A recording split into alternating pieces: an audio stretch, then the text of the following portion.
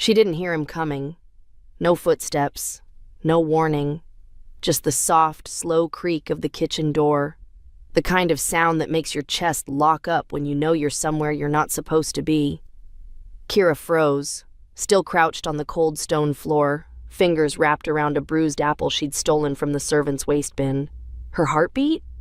Wild, loud in her ears. But her body didn't move, didn't dare. If she moved, he might see her. If he saw her, he might tell Malric. And if Malric found out she was down here again, stealing food in the dark like a beggar, she might not survive the night. That's not an exaggeration. That's her reality. And she's been surviving like this for 5 years now. 5 years of silence, obedience, thin smiles at court dinners, bruises hidden under silk sleeves. Numbness where her wolf used to live. No one talks about the beta's wife. Not really. They nod politely. Call her Luna Kira like the title means something, like anyone actually sees her. But behind the title, behind the dresses and gold-trimmed halls, she's starving. Starving in every way a person can starve. And tonight, the hunger got too loud to ignore. The stone was biting into her knees. The cold in this part of the castle? Unforgiving. No heat ever reached the servants' corridor. She clutched the apple closer, then looked over her shoulder. Still dark, still quiet, almost safe. She took one bite, sharp, sweet, rotting at the edges. Didn't care. Her stomach groaned, desperate.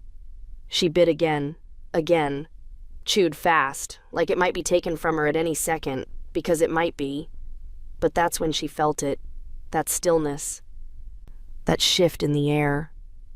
That moment your skin prickles before anything happens, like your body knows before your brain does. Then his voice, low and clean. Kira? Her name, spoken like a question, like a memory. She turned, and there he stood, Alpha King Roran Vexley. The room might as well have fallen away. He wasn't supposed to be here, not at this hour, not alone, not looking at her like that, not like he saw her. He wore black, nothing ceremonial, just a loose shirt rolled at the sleeves, belt slung low. His eyes weren't golden, not yet, but close, wolf bright, and right now they were locked on her in a way that made her forget how to breathe. She scrambled to her feet, wiping at her mouth, tried to talk, but nothing came. Just a stammer, a weak sound. I wasn't... He stepped closer, slow, not angry, just confused, sharp, like his brain was catching up to what his senses were already screaming. Why are you... He cut himself off. She was still in her nightgown, nothing warm, nothing that belonged to a woman with power. Her wrist was bruised where the silver band sat too tight, her body thin, her cheeks hollow. It clicked. His expression changed, like something ancient woke up behind his eyes, like his wolf sat up and noticed her for the first time in years. Not just noticed, recognized. And Kira felt it too. A pulse, deep, ancient, low in her gut, humming like the first note of a song she didn't remember she knew. Her breath hitched. No, it couldn't be. Not now. Not with him. But her wolf stirred, clawed at her chest. That wolf she thought was gone, dead, trapped. It moved. And Roran? His nostrils flared, his jaw clenched, his fists curled at his sides. You smell like... he muttered, more to himself than her. He didn't finish the sentence. Didn't have to. She knew what he meant, because she'd smelled it too, felt it, even through the hunger and shame and fear. Mate, a true bond. Not the cold ritual she'd endured with Malric, not the forced claim he'd wrapped around her like chains. This was something else, something hot and sacred and terrifying, and wrong, Wrong because it shouldn't be happening. Wrong because it meant everything she'd lived for the past 5 years, every lie, every scar, every whispered insult and cruel demand was more than abuse. It was theft. Someone had stolen her from him, and now that truth was rising between them like smoke from a spark neither of them meant to strike. Did he know? Roran asked, voice quieter now. Dangerous. She didn't answer. Couldn't.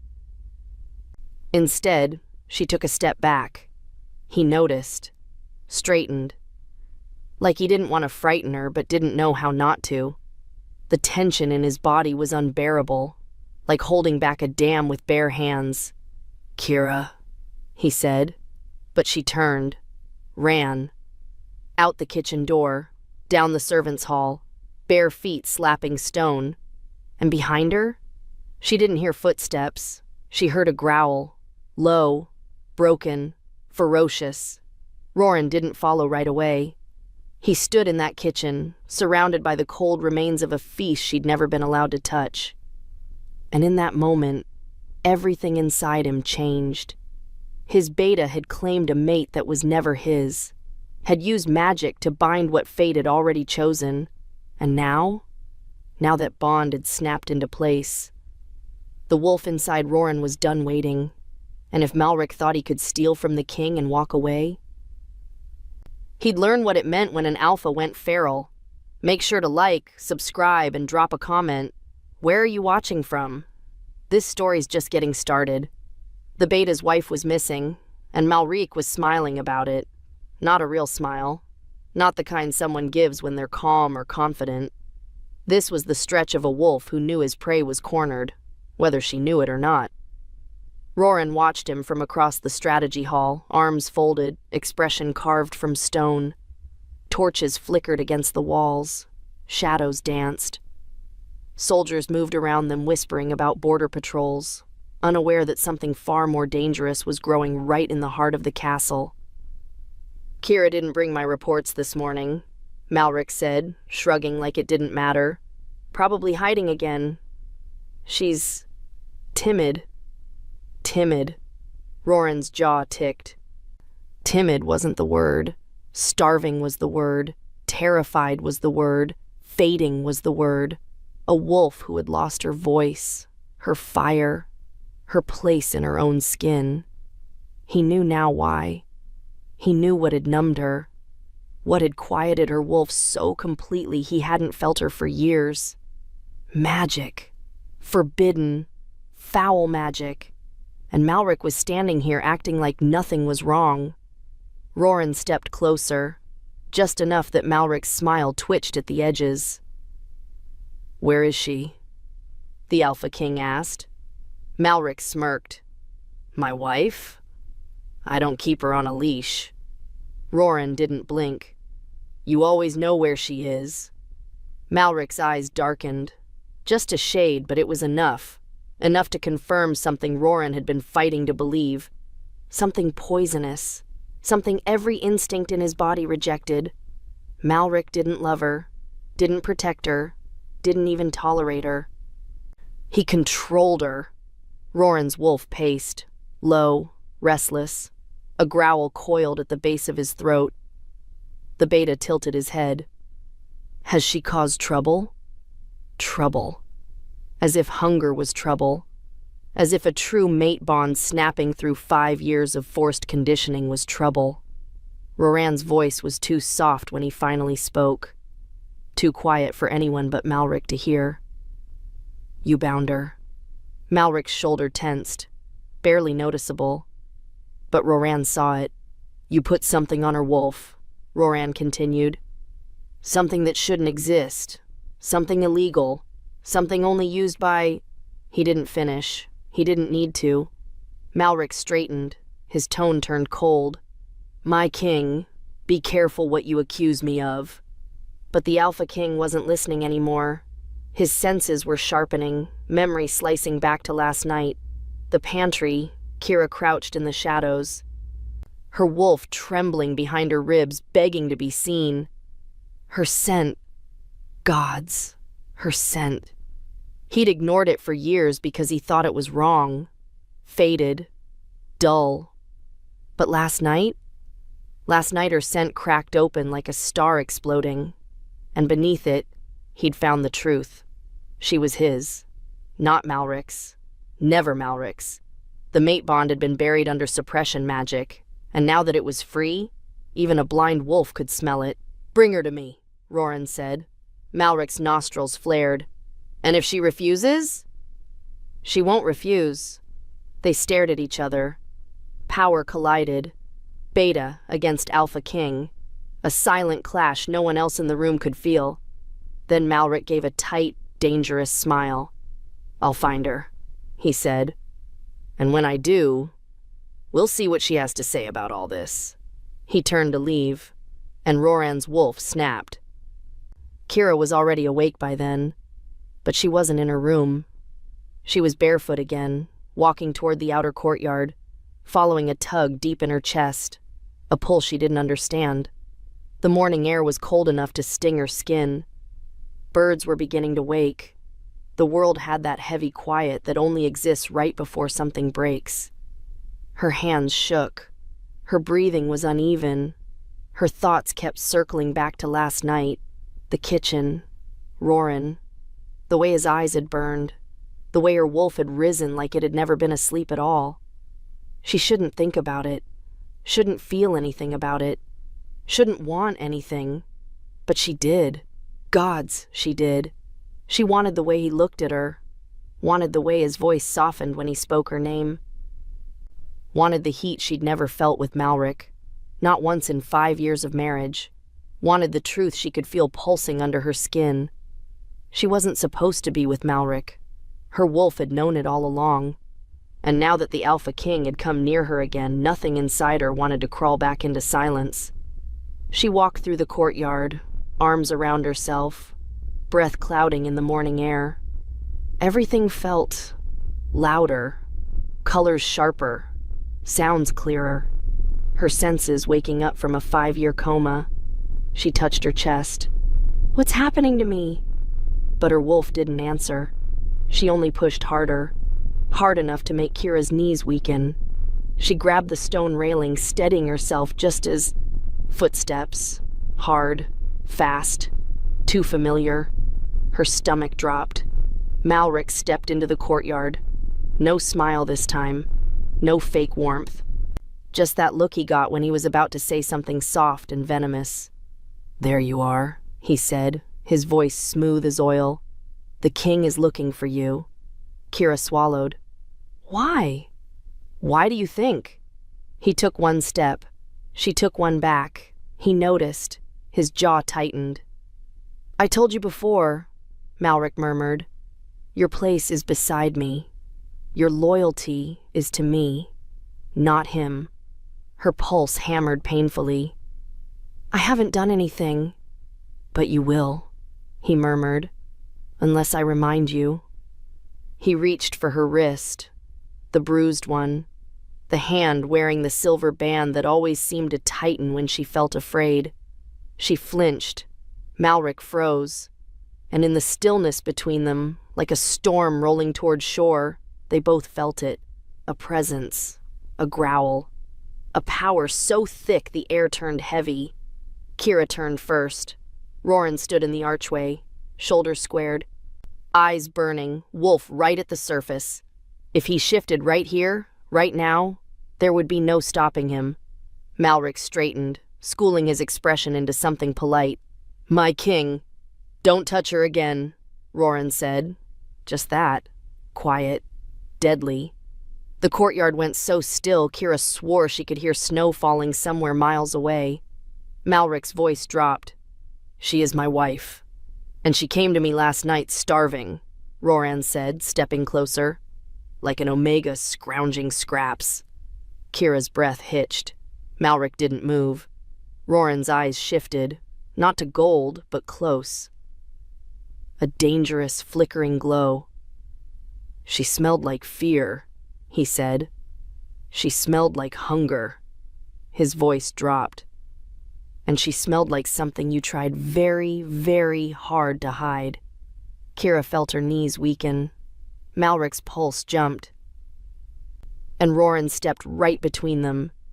This close, Kira could feel the heat coming off him, could smell the wild forest scent of his wolf, could feel something ancient locking into place between them. He didn't touch her. He didn't have to. Her entire body was already responding. Malric took a slow breath. "You're overstepping." Roran didn't look away from Kira when he answered. "I'm just getting started." And then, something shifted. Something Kira didn't see.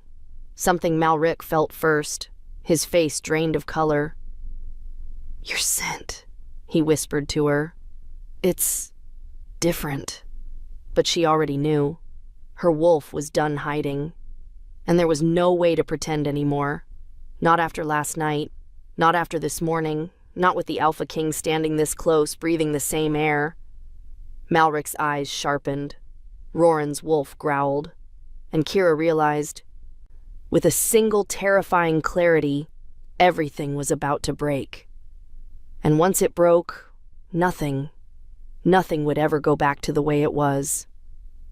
Malric moved first, not to attack, not to defend, but to cover up. He straightened his jacket, squared his shoulders, and stepped forward like a wolf who believed he could bluff his way out of a blade pressed to his throat. "Your Majesty," he said slowly, "you're misunderstanding the situation. Kira's scent hasn't changed. She's just distressed." Roran didn't blink, didn't speak, didn't even breathe wrong. He simply looked at Malric the same way a predator looks at something it's about to bury its teeth into.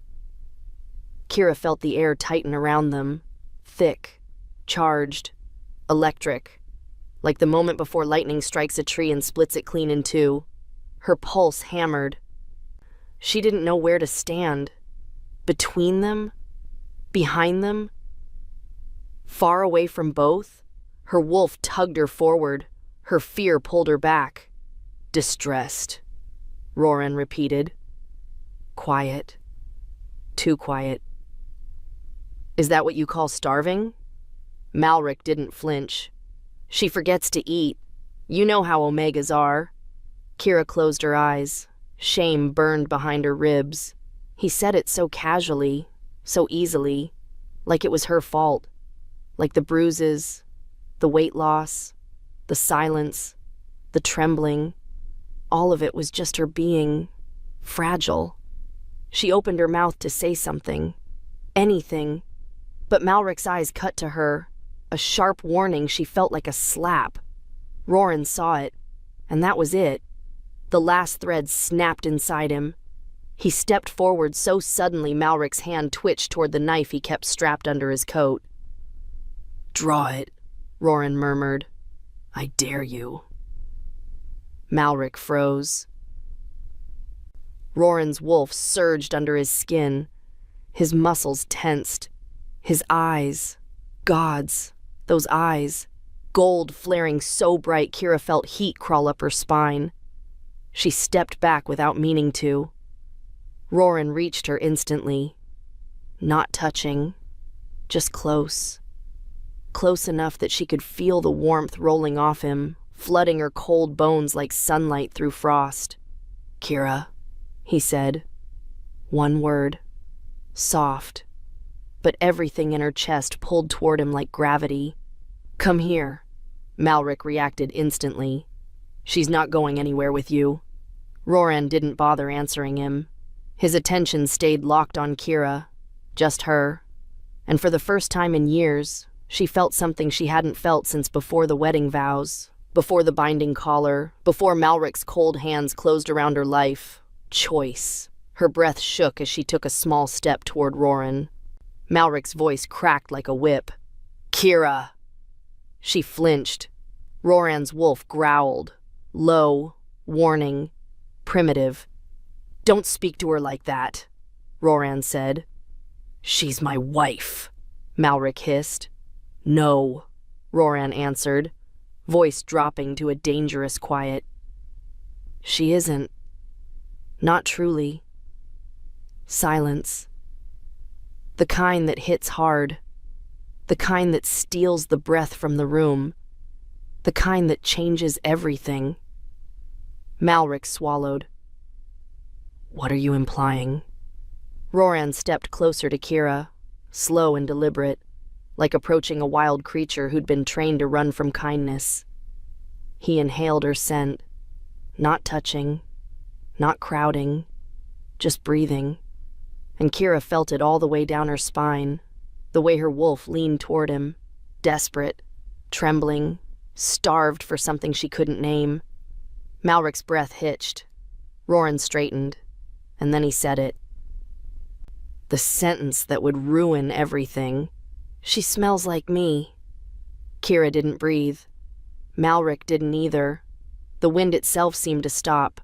Roran's voice remained steady. But the way he stared at Malric, it was lethal. You buried her scent with suppression magic, he said. You layered it so deep I couldn't feel her for years. But last night, he shook his head once, eyes burning. Last night, the truth broke through. Kira's lips parted, but she had no words. Because she knew.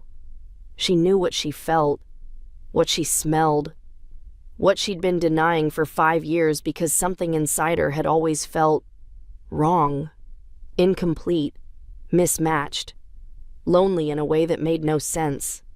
Roran looked at her now like he'd found something he'd lost centuries ago.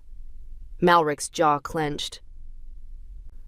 Whatever you think you smell is the one thing you can't argue with, Roran cut in.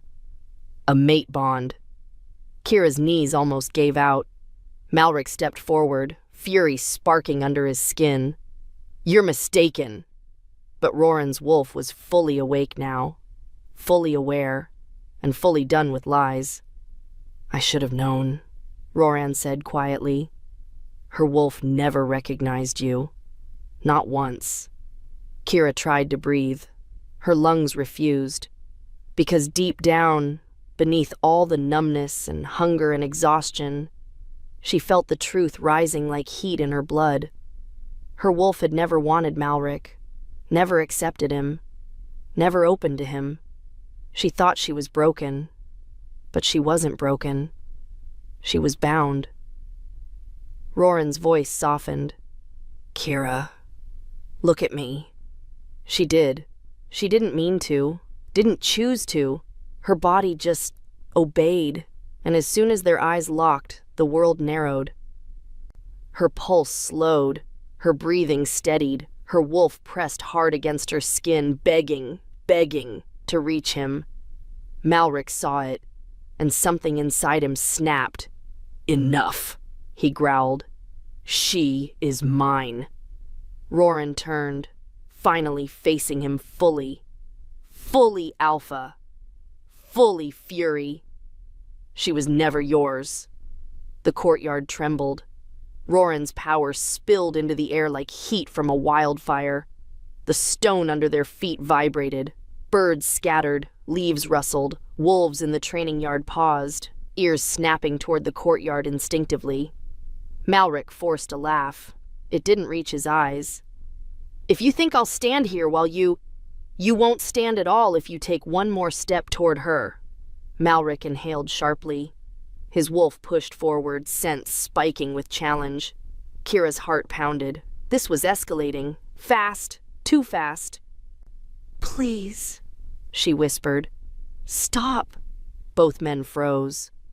Her voice carried through the air like a spark through dry grass. Roran turned to her slowly.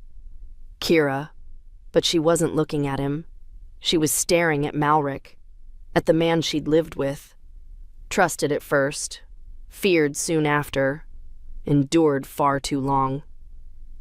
Why did you bind me? She whispered. His face changed.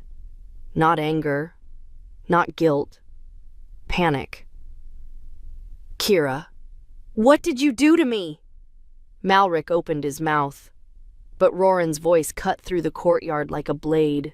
He used blood magic. Kira's breath left her body. Blood magic. Illegal. Unforgivable. Punishable by death. Malric stepped back. You don't know what you're talking about. But his pulse. Roran heard it.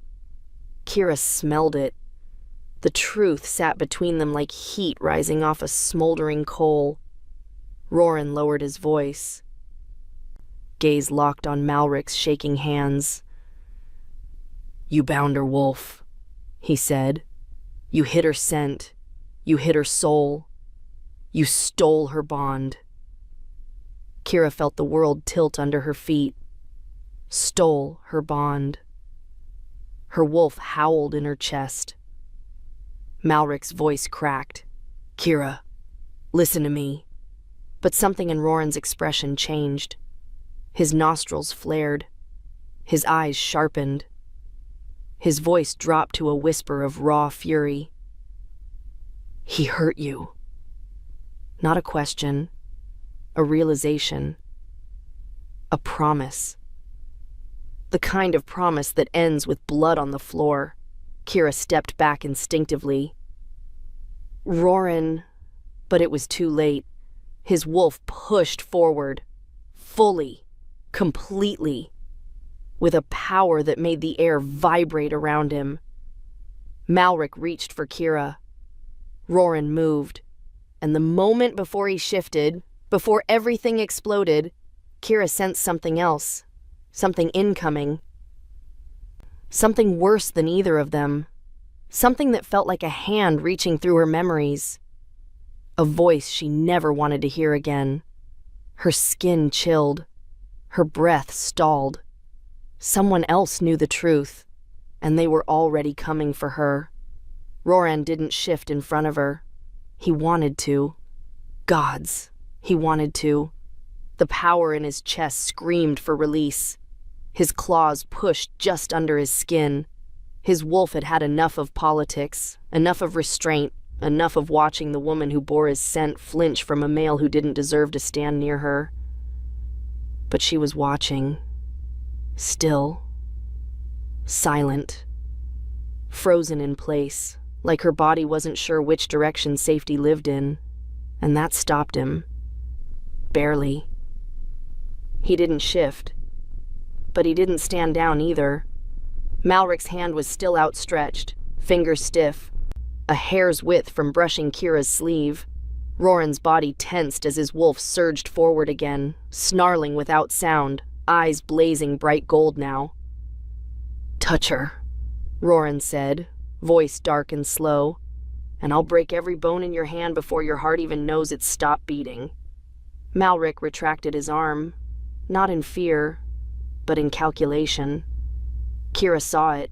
She saw the flash of strategy in his eyes, the kind that always came before the lies. Your Majesty, Malric said, with a tone dipped in mock respect. You're not thinking clearly. You're being manipulated. Kira's always been fragile. You can't possibly believe She bears my mark, Roran interrupted. A heartbeat of silence. Kira's lips parted. Malric's eyes narrowed. You what? The beta asked, too softly. She bears my mark, Roran repeated. Last night, after the bond began to snap through your spell work, I touched her. She responded. His words were calm, but his meaning was a declaration, an alpha's claim, and it changed everything. Kira couldn't move. She wanted to, she needed to, but her feet might as well have rooted into the stone courtyard, because the truth wasn't just being whispered now. It was being shouted, plain and exposed like a wound with no bandage. Malric turned toward her, slow and cold. You let him mark you? I didn't know, she said, her voice barely there. I didn't know what was happening. My wolf, she just responded, Roran said, stepping in again, shielding her with his body. Because she never accepted you. Malric laughed once, short and sharp. You think this proves anything? You think a flicker of a bond is enough to throw away 5 years? Kira's breath caught. 5 years. He said it like it was something they built together, like it wasn't something he forced into place. like she hadn't spent it locked in a body that refused to shift, silenced by magic she didn't even know she was carrying. Her wolf growled inside her, low, warning. But the sound that came next didn't come from her. It came from Roran, low, dangerous, a rumble that made the birds go silent again. "Your time's up," he said. Malric didn't move, didn't argue. He just stared at Kira like she was a puzzle that had suddenly turned on him. "You've changed," he said. "You used to obey." Kira's throat tightened. Her fingers curled around the edge of her cloak. She looked down and saw the silver bracelet still locked around her wrist. The one she'd forgotten to remove. The one that had silenced her wolf for years. The one he gave her on their mating night. She slid her thumb under it, heart hammering. "Take it off," Roran said gently, without looking at her. "Now." Malric's face turned pale. Kira hesitated, and then, with one sharp breath, she yanked it off. The moment the silver hit the stone, her entire body changed. Heat flooded her chest. Her knees buckled. She gasped, one hand grabbing Roran's arm for balance, as her wolf roared forward, not howling, waking. She hadn't shifted in 5 years, had barely felt her wolf since her wedding night, but now? Now her instincts clawed to the surface, sharp, furious, free. Her eyes snapped gold. Her breathing went ragged. The world tilted around her, and somewhere in the distance something ancient clicked into place. Roran caught her before she fell. "I've got you," he said, steadying her with one arm as his other hand clenched at his side. She was shaking, but not from fear, from relief, from awakening, from truth. Malric didn't speak. He didn't have to. The look on his face, pure white fury wrapped in the frozen shell of humiliation, spoke volumes. His scent was shifting too, and not in the way a dominant male's scent should shift. Roran smelled it immediately. Underneath the rage, panic, guilt, and something worse. Faint, old, hidden under layers of ash and iron and herbs Roran hadn't smelled in years. Blood magic. The king stepped forward again, keeping Kira behind him. "Say it," Roran said. Malric didn't move. "Say what you did," he continued. "Say how you twisted fate. Say how you used the rituals they banned a century ago." Malric's nostrils flared. "You can't prove anything." But even he didn't sound convinced. Roran bared his teeth. "I don't need to. She's already proof." Kira raised her head, her eyes, still gold, locked on Malric. And what she said next didn't come from fear. It came from power. "You lied to everyone." Malric's face twisted. "You lied to me," she added. She took a step forward, no trembling this time, no hesitation. "You used magic to steal something that wasn't yours. You put that bracelet on me and told me it was tradition. You said it helped keep me calm. You said it made us stronger." She shook her head. "You never loved me." Malric didn't deny it, didn't try to win her back. He just sneered. And in that moment, finally, Kira knew. Everything she feared, everything she doubted. Everything her wolf screamed about late at night when she couldn't sleep. It had always been true. "Guards," Roran said, voice cold. Boots hit stone within seconds. 2 warriors stepped into the courtyard, broad and armored and ready. "Take him to the council chamber," the Alpha King ordered. "Do not let him speak to anyone. Do not let him near her. If he resists, you're authorized to put him down." Malric's lip curled, but he didn't resist. He didn't even argue. He just looked at Kira like a man watching a fire burn down a house he built with lies. And then the guards took him away. When they were gone, the silence left behind felt strange. Not empty, not broken, just different. Roran turned to Kira. "You okay?" She nodded, but her hand gripped his shirt too tightly to pretend she was fine. Roran didn't move. didn't push. He just stood with her, let her lean against him while the storm inside her settled. But Kira's thoughts were spinning, because if Malric had used blood magic, he hadn't done it alone.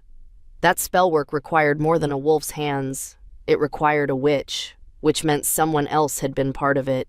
Someone still inside the castle, still watching her, still hiding in plain sight. And they had no idea that the girl they silenced for 5 years was done being quiet. She didn't know how to breathe around him. Not like before. Not like when he was a distant presence on the throne. A name. A symbol. A man she bowed to but never truly looked at. Now? Kira felt him everywhere. The mate bond pulsed between them, raw and humming, like the first ember of a fire threatening to catch. Even now, standing in the healer's wing with the stone walls cool against her back and the scent of salves thick in the air, her pulse thudded every time Roran came close. And he was always close. Not hovering, not caging her in, but there, steady, present. He hadn't left her side since the courtyard. The healer was an older she-wolf with cloud-gray eyes and quiet hands. She'd already scanned Kira twice, first for injuries, then for residual magic. Now she was working on the third scan, the important one, the scan that would confirm what they both already knew. Roran sat silent in the corner, arms crossed, wolf on edge. He hadn't spoken since they brought her in. Kira hadn't either. Her mind was still back in the moment the silver band hit the ground, still echoing with the sudden, deafening rush of her wolf returning to her body. She'd forgotten what it felt like to have instincts. Real instincts. Not fear, not confusion, but heat, clarity, pull. The pull toward him. She risked a glance at Roran. He was already watching her. She looked away. The healer cleared her throat. "I can confirm the suppression spell was active for at least 4 years," she said gently.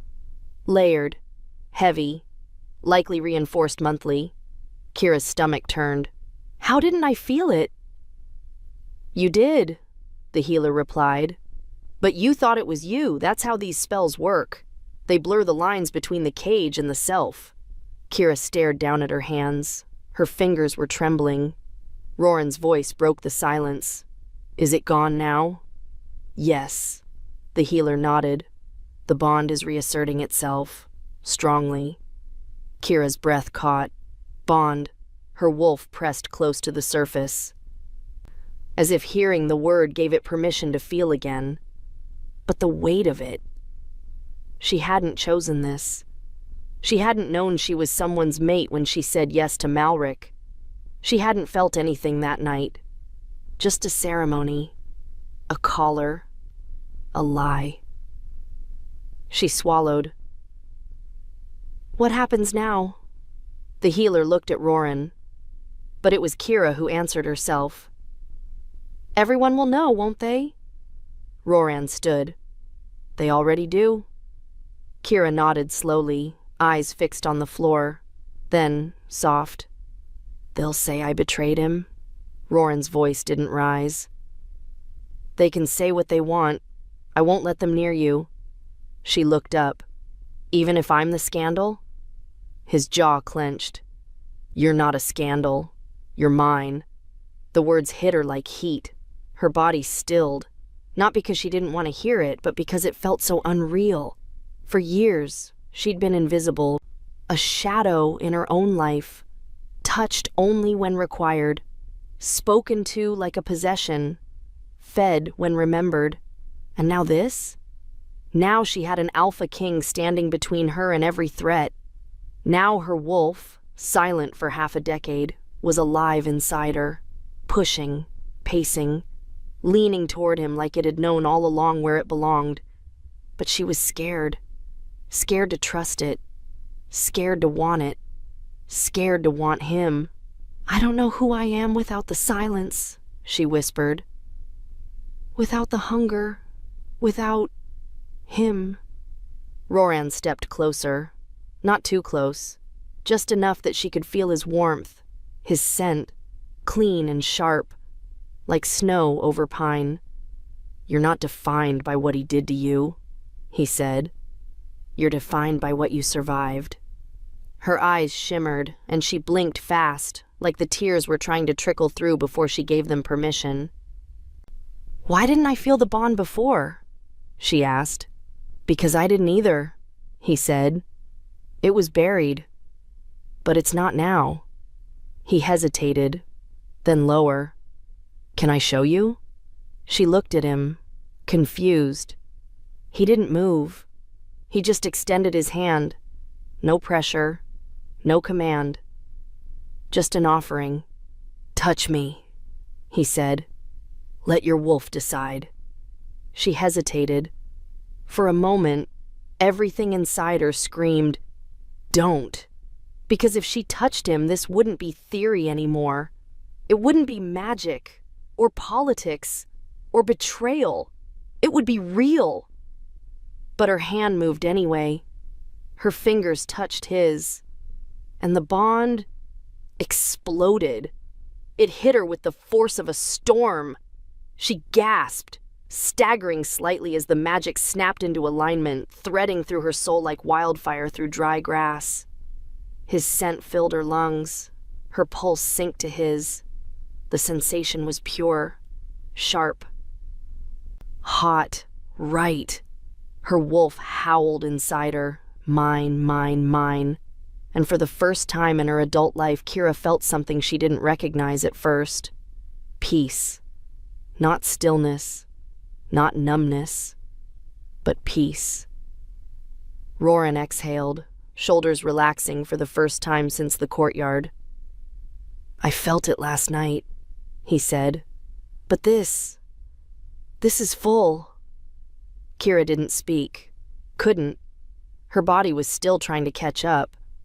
So she just stood there, breathing in the aftermath of recognition, every nerve in her body alive again. The healer cleared her throat gently. "I'll give you both privacy." She stepped out, leaving just them. 2 wolves, 1 bond, 1 truth that couldn't be undone now. Kira didn't let go of his hand. She didn't hold it tight either, just kept it there. A connection, a thread. "I don't know what to do next," she whispered. "You don't have to," Roran replied. "You just have to stay." But staying was a choice, a loud one, and Kira had never been taught how to speak her needs out loud. So when her eyes lifted to meet his, and she nodded once, he knew what it meant. He stepped closer, and this time, when his hand touched the back of her neck, soft, slow, reverent, she didn't flinch. She leaned in and let the warmth wrap around her like it had been waiting 5 years to come home. But outside the door, a shadow was watching. Not a servant, not a guard. Someone else. Someone who smelled like herbs and ash. Someone who knew exactly what spell had been placed on Kira all those years ago. Because they were the one who cast it. And now they needed to make sure the truth didn't spread, not to the council, not to the elders. Not to the wolves who would tear the kingdom apart if they knew what had really been stolen. Because this wasn't just about a mate bond anymore. This was about power. And power doesn't forgive exposure, especially when it's bought with blood.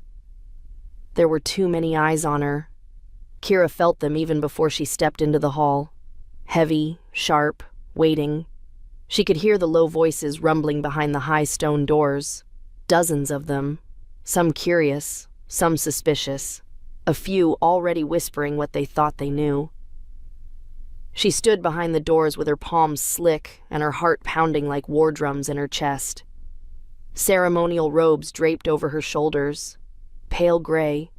Not white. Not gold. She wasn't walking in as a Luna, not yet. She was walking in as a question. A scandal. A name people had spoken for years in hushed tones without ever looking at her. Now they would look. Now they would listen. Roran stood beside her, close enough that she could smell the forest and frost in his scent again. His presence didn't calm her nerves, but it centered them, anchored them to something real. "You don't have to speak," he said, low. "I'll do the talking." But Kira shook her head. "I do." He looked at her, not with surprise, with respect, the kind that said you're not broken anymore.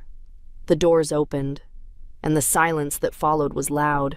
They walked in together, but all eyes were on her. The Grand Council Hall was carved from obsidian and riverstone. Long rows of alpha elders, warriors, and high-ranking wolves filled the benches on both sides. At the front, raised on the dais, sat the High Speaker, flanked by 2 Luna elders. Malric stood at the center of the room, restrained, chains around his wrists, chin lifted, eyes hard and proud like none of this touched him. But Kira could see the flicker in his jaw, the way his stance wasn't quite natural. He was preparing for a fight. He just didn't know what kind. Roran stopped before the dais. "Members of the council," he said, "we are not here today to settle a domestic matter. This is not about rumors or titles or pride." His voice carried like steel through the room. "This is about the most sacred law of our kind, the law of the bond, the line no wolf may ever cross." The High Speaker's voice was dry. "Are you referring to the claim you made in the courtyard? That your beta, Malric of the Shadowfang line, bound your fated mate to himself?" Kira didn't move, didn't speak. But her scent, now fully awakened, wrapped around Roran like a second skin. "She's mine," Roran said without flinching. "And I have the mark to prove it." Whispers rippled through the room. Kira's fingers curled at her sides. The Luna elder on the right leaned forward. "Lady Kira, do you consent to speak?" She stepped forward. Every step echoed. She stood in front of them all, and for the first time in her life, she didn't lower her eyes. "Yes," she said. "I'll speak." Her voice didn't tremble, not once. She looked directly at Malric and began.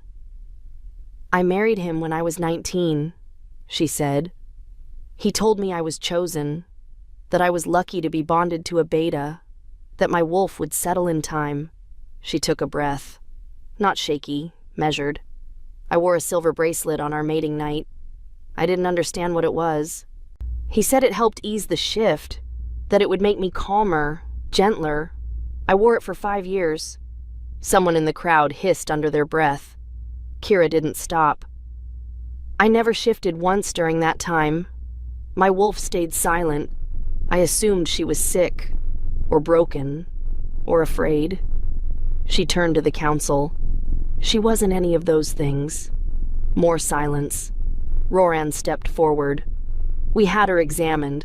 The suppression spell was laced with anchoring runes, designed to mute her instincts, to dull her scent, and to suppress a mate bond if one was present." The High Speaker raised a brow. "And was it?" Roran turned toward Kira. She met his eyes, and her wolf rose to the surface.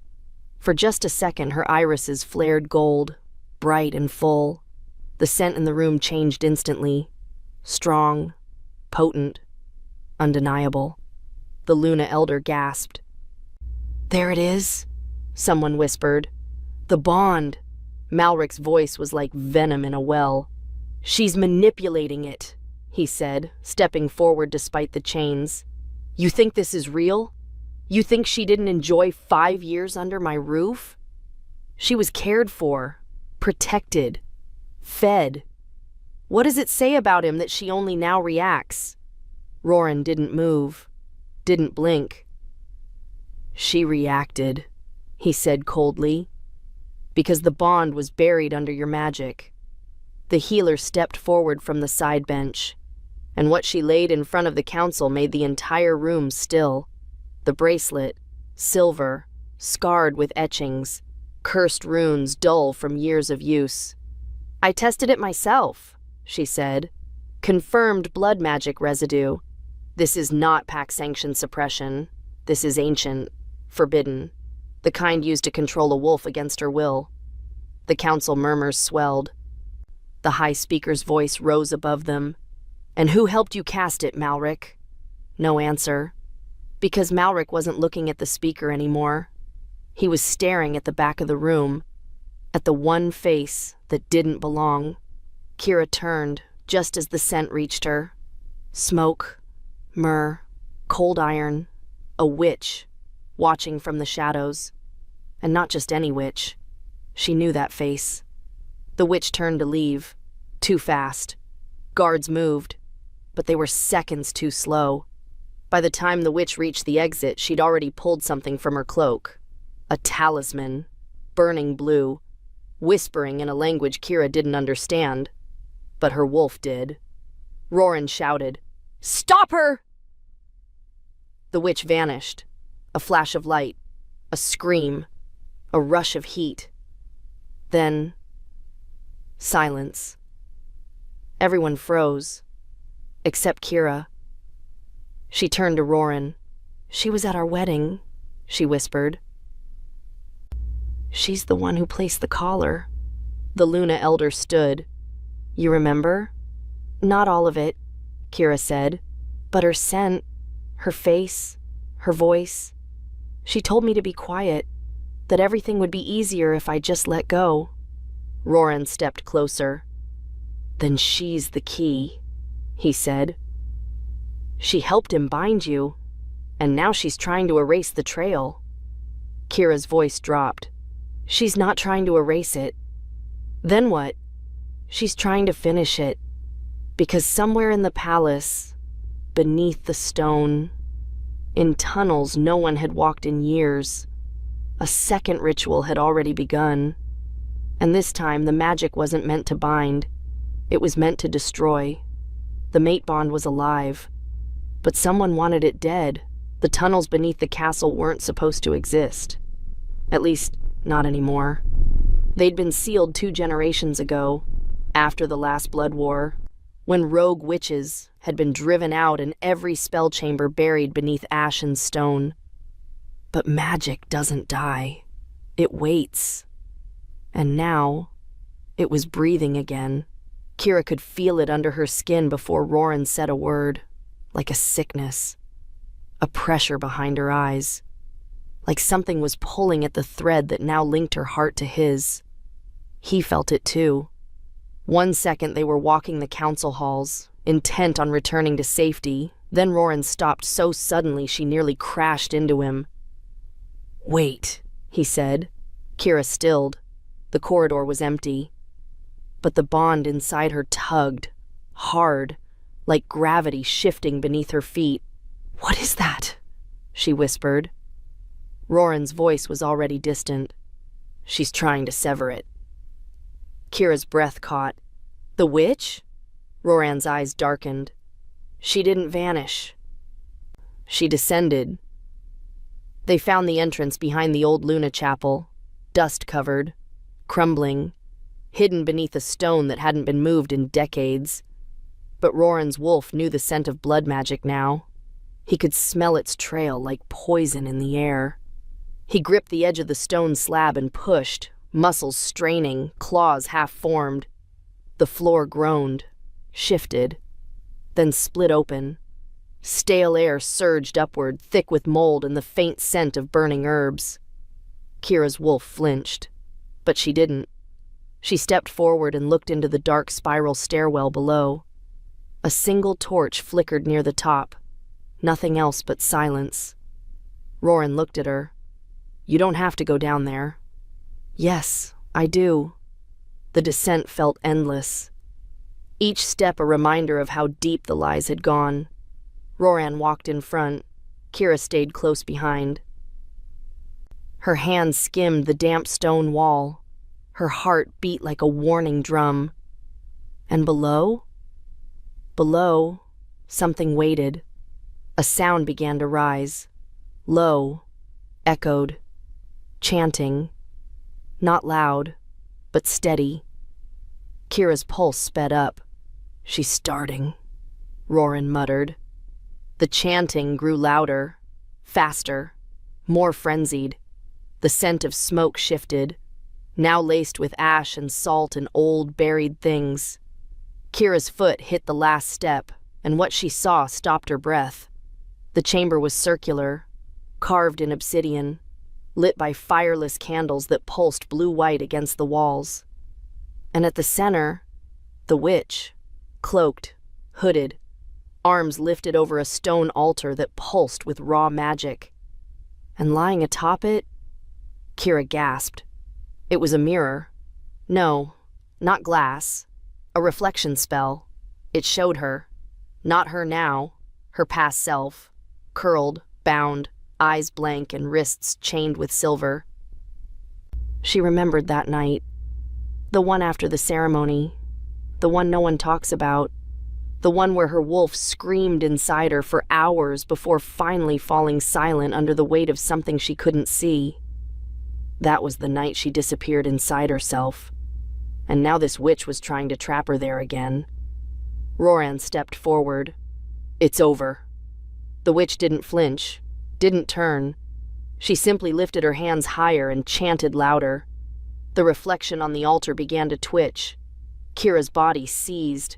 A sharp pain lanced across her ribs, like something inside her was trying to split apart.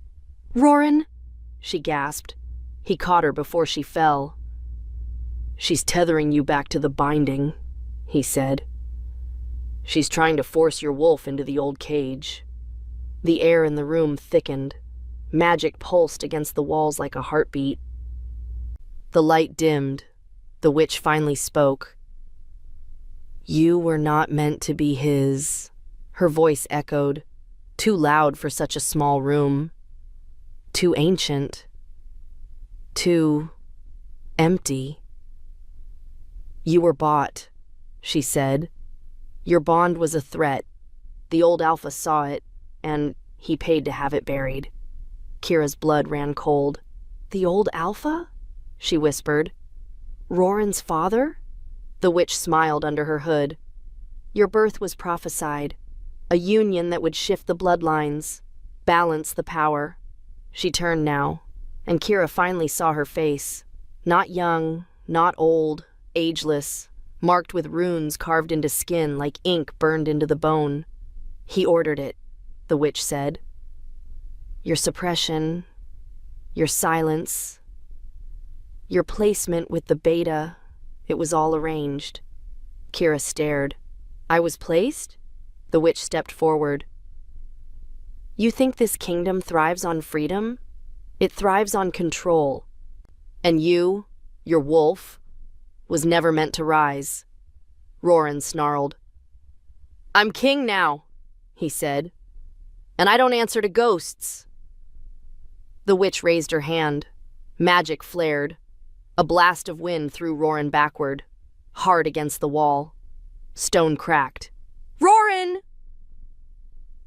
Kira lunged forward, but the pain in her chest sharpened again.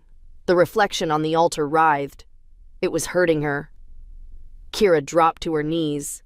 Her wolf yowled inside her, tearing at the edges of her soul, desperate to reach him, desperate to survive. The witch turned toward the altar again. "This is the last tether," she said. "Once it snaps, the bond dies. Your fate resets. You forget each other." Kira choked. "No!" But her voice was distant. The magic was pulling her backward, back to the night she lost herself, back into silence. Then, a sound. Not magic, not chanting. A growl. Deep. Ancient. Feral. Roran rose from the rubble, eyes blazing, chest heaving, shirt torn and blood trailing down one arm. And in his stare, there was no politics, no council, no throne. Just one thing. His mate. He shifted. Bones snapped. Fur burst from skin. His form grew, fast and violent. The Alpha King's wolf. Massive. Black. Fanged. Radiating power. He leapt. The witch turned just in time to scream. Claws met spell. Flesh met flame. They collided at the altar, magic lashing in every direction. Kira forced herself up, staggered forward. The altar pulsed. The reflection twisted. And she knew she had to break it. Now. Before the magic finished what it started. Before the bond was lost forever. She reached the altar, raised her hand, and drove her claws into the spell's core. Pain exploded through her, but she didn't let go. She screamed through it, forcing her wolf forward, flooding the magic with something stronger than what tried to silence it. Memory, truth, bond. Roran's wolf howled, the altar cracked, and the entire chamber, the magic, the mirror, the chant, the dark, collapsed. When Kira opened her eyes, she was on the ground. The altar was gone. The witch? Gone too. Only ash remained. Roran, still half-shifted, stood over her, eyes wild, breathing hard. He shifted back, stumbling toward her, and dropped to his knees. "Kira!" She reached for him blindly. Their bond roared back to life between them. Whole, stronger, unbreakable. But just as he wrapped her in his arms, just as her breathing evened, just as they started to believe it might be over, a second pulse of magic hit the ground, distant, not in this chamber, not alone, far below. Deeper still. One tether was broken, but something else was waking, and this time, it wasn't after the bond. It was after blood. The ground was still shaking. Roran could feel it through his knees, a low, pulsing tremor that wasn't natural. It came from deep, beneath the castle's roots, beyond the spell chamber, farther than anything had a right to exist. Kira clung to him, breathing hard. Her skin was cold, her body trembling, not from fear, from recognition. Because whatever was stirring in the dark, her wolf had felt it before, and it terrified her. "We have to move," Roran said, already standing. Kira staggered to her feet. "What was that?" "I don't know." But his wolf was pacing now, alert, angry.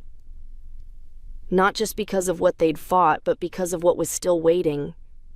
The witch was gone, but she hadn't come down here alone. And she hadn't come to sever the bond.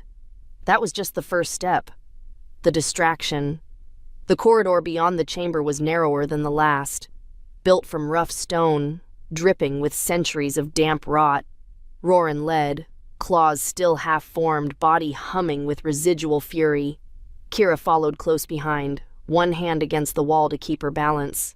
The tremor pulsed again, stronger this time, like a heartbeat, but not from anything living. "Did you know these tunnels existed?" Kira asked. "No," Roran said. "My father never spoke of them. But he should have, because what they found next rewrote everything." The corridor opened into a vast underground hall, taller than the throne room, carved from black stone and laced with veins of silver that glowed faintly in the dark. And at the center, a tomb, not a grave, not a burial site, a seal. Thick iron chains wrapped around a circular dais. Runes burned red-hot across its surface. Blood pooled in the cracks. Fresh. Something had been bound here, or still was. Kira stopped in the doorway. She couldn't breathe.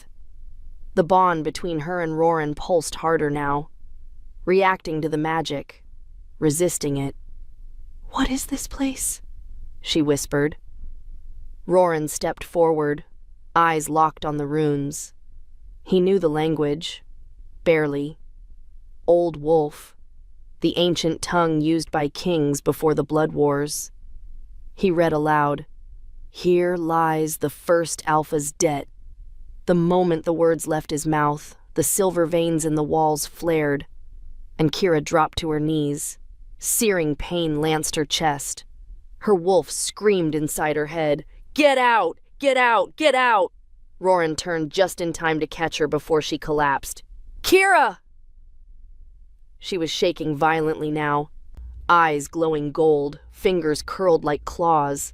"I know this magic," she choked out. "It's hers." "Her?" Roran asked. "The witch," Kira rasped. "No, not just her." She looked up, and something in her face changed. Not fear, not pain, realization. "This wasn't her plan," Kira whispered. "She was just the key." The chains on the dais groaned. Roran stepped between Kira and the seal. Magic poured from the runes now. Hot, acidic, wrong. It didn't feel like a spell anymore. It felt like a door. Opening. Cracks spidered across the stone.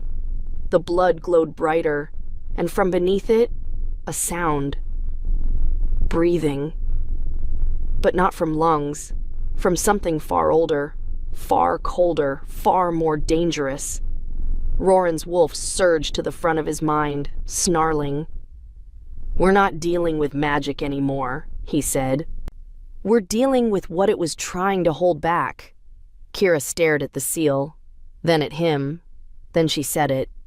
"I think this has to do with me." Roran turned slowly. "What are you talking about?" Kira stood, even though her legs were still unsteady. "I was born on a blood moon," she said. "The midwives said I didn't cry for hours, just watched, silent, waiting." She paused. "I started shifting early, before my 4th birthday." Roran's brow furrowed. "That's unheard of." She nodded. "My parents didn't tell anyone. They kept me hidden, homeschooled, quiet. Then one day a delegation came. From the throne? No, from the old throne. Before your father was crowned. They said I was marked, that I had to be protected." Roran's voice dropped. "Or controlled." The chains on the tomb snapped tight, one link breaking. A gust of foul air blasted the room, extinguishing every light. Darkness swallowed them. Kira gasped and reached for Roran. Her hand found his. He gripped her back. "I'm here." But something else was, too. Eyes opened in the dark. Not human, not wolf, not anything she recognized. The air turned thick, the scent of rot and old iron flooding their senses. A voice echoed from beneath the seal. "You wear the mark of my undoing." Kira froze. Roran shoved her behind him, fangs bared. The voice laughed. "You smell like her." Magic surged from the tomb, ripping through the chamber like a shockwave. Roran was thrown across the stone. Kira slammed into the far wall, her vision spinning. Pain spiked through her ribs, her head, her spine. But her wolf was up now, awake, furious, and the bond held strong, vibrating through her like lightning. She crawled to her knees, blood in her mouth, vision blurry. The seal in the floor cracked further. A claw, a real one, punched through. Huge, black, bone-tipped. A creature was coming. Something older than wolf-kind. Something sealed for a reason. And it was waking for her. "Kira, get up!" Roran's voice. Sharp, desperate. He was trying to stand, trying to shift, but the magic in the chamber fought him, slamming into his wolf like a wall. Kira forced herself upright. The claw dragged back into the seal. A second sound followed. Wet, clicking, hungry. Then, a voice. Inside her head. "You're the one. The last. The blood owed. Come closer, little wolf. Let me see what they feared so much they tried to erase you." She stumbled backward. "No." Roran reached her, wrapping an arm around her waist. "You're not facing this alone." Kira stared at the seal, glowing, groaning, screaming, and she knew one thing. If it opened fully, it wouldn't stop at her. It wouldn't stop at the throne. It wouldn't stop until the blood of every alpha line ran cold. This wasn't just about their bond anymore. This was a war. And it had already started.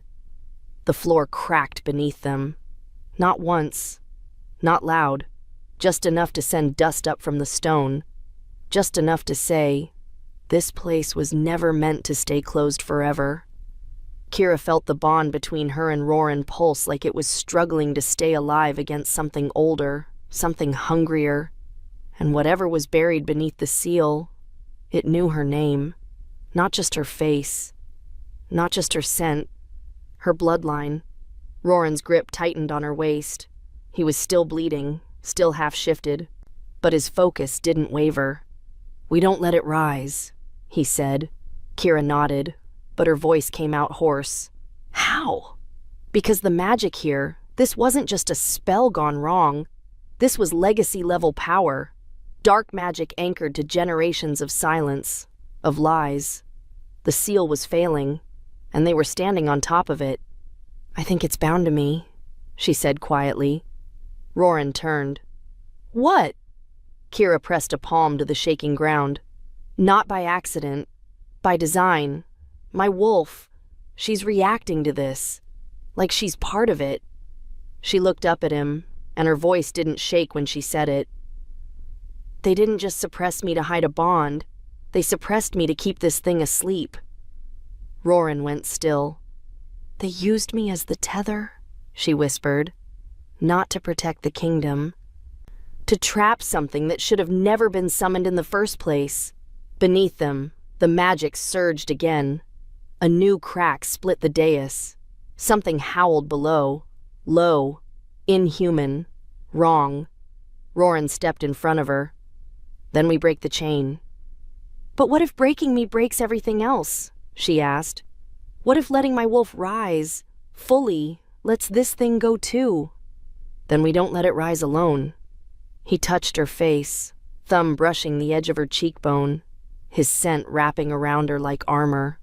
"We face it together." Kira closed her eyes. Let go. No fear. No silence. No leash. She dropped the last thread of control she'd clung to for 5 years.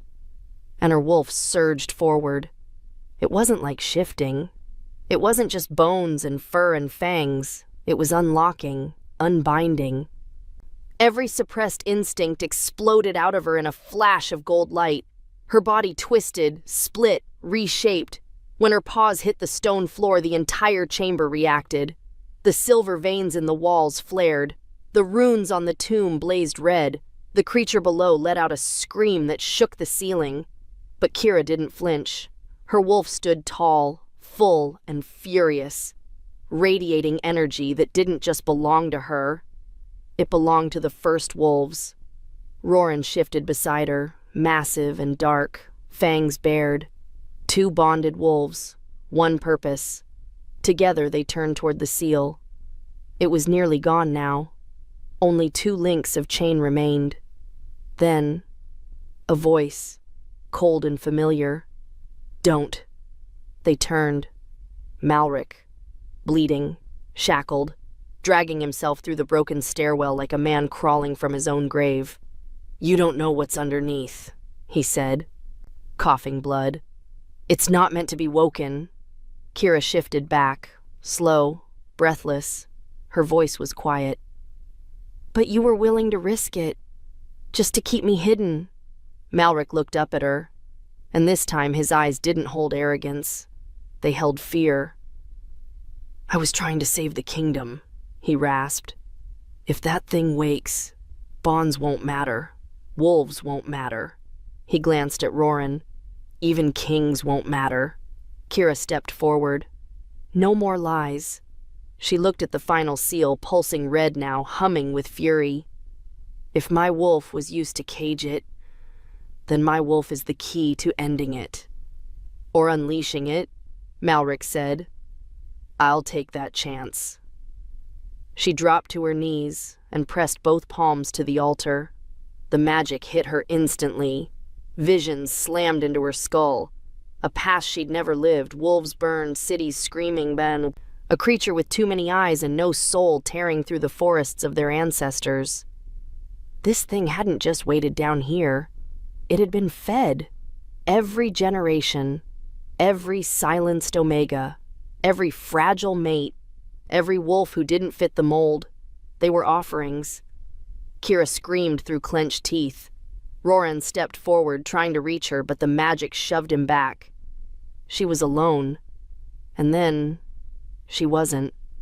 Because the bond flared, hot, pure, final. Roran forced his hand over hers. Their bond surged, and the seal shattered. A roar ripped through the cavern, but no beast came through. No claws, no curse, just silence, and a single figure, standing in the center of the broken seal. Not a monster. A woman. Eyes pitch black, hair made of smoke, skin flickering like she was half here, half gone. She looked at Kira, then bowed her head. "You released me." Kira staggered to her feet. "Who are you?" "I am the memory of what they erased," she said. "I was the first, the mother of the bond, the one who loved freely, too freely."